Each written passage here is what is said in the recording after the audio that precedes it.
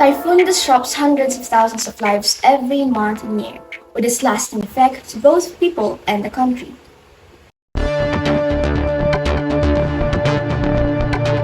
October 9 of 2013, Pag-asa issued the public sun warning signal number 1 for the island province of Catanduanes. Before expanding the areas under signal number 1 early the next day to include Aurora, Camarines Norte, Camarines Sur, Isabela, the Polillo Island, and Quezon. Later that day, after the system had intensified into a typhoon and accelerated slightly towards the Philippines. Pag-asa placed 17 areas in the zone under signal number 1, 14 areas under signal number 2, and Aurora Province as under signal number 3. During October 11, those areas under signal number 3 were expanded to include Benguet, Ifugao, Ilocos Sur, Isabela, La Union, Pangasinan, Polillo Island, Quirino, Nueva Ecija, and Tarlac. Over the next day, the warning were gradually revised before they were all subsequently cancelled during October 12. As the system moved out of the Philippines area of responsibility and was moving towards Vietnam. The total economic losses were amounted to be 3.3 billion pesos or 77 million in US dollars.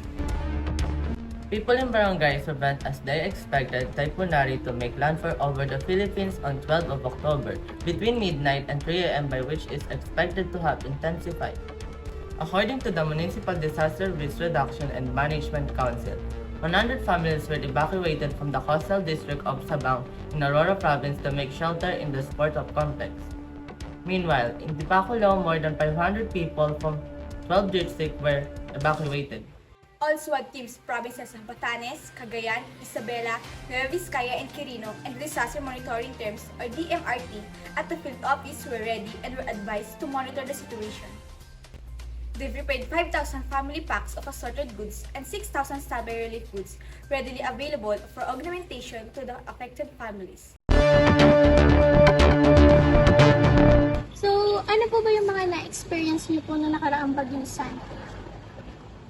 Base sa experience ko nung nakaraang bagyo na yun, hindi kami makalabas dito sa North View eh. Kasi sobrang daming lakas ng bagyo. Tapos daming lumilipad na yero. Time na yun. Tapos kami makalabas sa loob ng guardhouse kasi baka ma-aksidente kami yung panahon na yun. So, ano po ba yung mga naranasan mo po yung bagyong Santi po? Santi. Nasa ako nun, Sampaloc, Manila. Bumahalon. Pero hindi na kami nakalabas. Kasi di ba sa Manila, laging pag konting ulan lang, bahala. Ayun. Buti may food naman kami nun. Walang masyadong affected dun sa gawin namin na natanggalan ng kasi walang mga puno-puno din. Walang mga puno dun. Bumahala. Makarecover. Ayun, konti-konti lang yung kagano namin pag recover. Katulad niya, walang pera.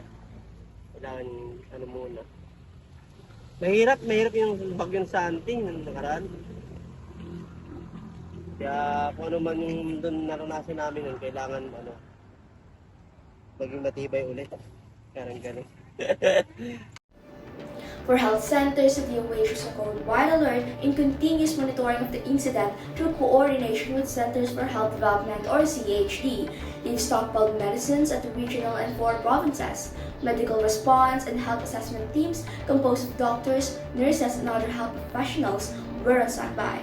More than a month after Typhoon Santi hit Central Luzon, the government through the Department of Social Welfare and Development continued to put priority on helping affected families achieve normalcy in their lives. Meanwhile, the DSWD implemented the Food for Work and Cash for Work program to help the victims recover.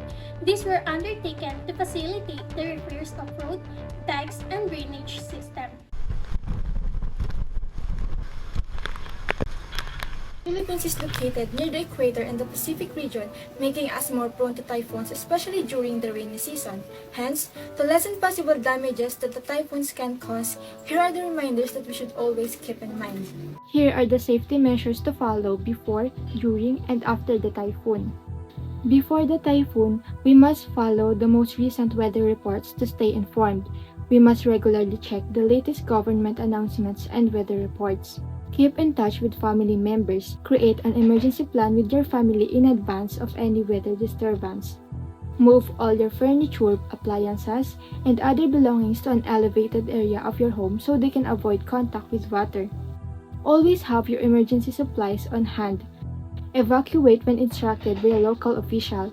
Don't wait for any unfavorable events to occur before leaving. During the typhoon, do not leave your home if evacuation isn't necessary. Utilize your radio, television, and internet to stay current on the most recent news. If floodwaters start rising, turn off the main power supply.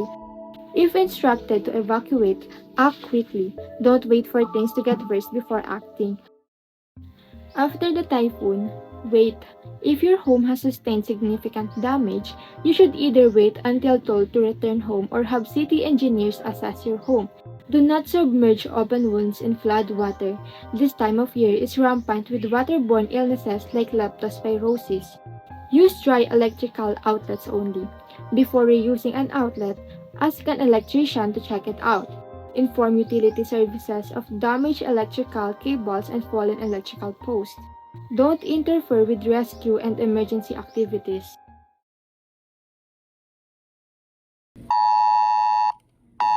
When it comes to mitigation, storm warning signals are just as important as before, during, and after a plan. Public storm warning signals are sent out to alert people to any meteorological disturbance that can approach the Philippine Area of Responsibility or PAR. The local weather at any particular time is not indicated by a specific storm signal. Usually, a lead time is announced to give the public some time to get ready. Tropical cyclone wind signal number 1. 30 to 60 kilometers per hour may be expected in at least 36 hours. Tropical cyclone wind signal number 2. 61 to 120 kilometers per hour may be expected in at least 24 hours, while storm surge is possible at coastal areas. Tropical cyclone wind signal number 3. 121 to 170 kilometers per hour may be expected in at least 18 hours, while storm surge is possible at coastal areas. Tropical cyclone wind signal number 4. 171 to 220 kilometers per hour may be expected in at least 12 hours, while 2 to 3 meter storm surge is possible at coastal areas. Tropical cyclone wind signal number 5, or the super typhoon. 220 kilometers per hour may be expected in at least 12 hours, while storm surge more than 3 meters is possible at coastal areas. For people who are stranded and in need of rescuing and relief supplies, or those who simply need an update on the situation, here are the emergency hotlines that you can bookmark and share. While we are waiting for our government to step up, let's help each other out.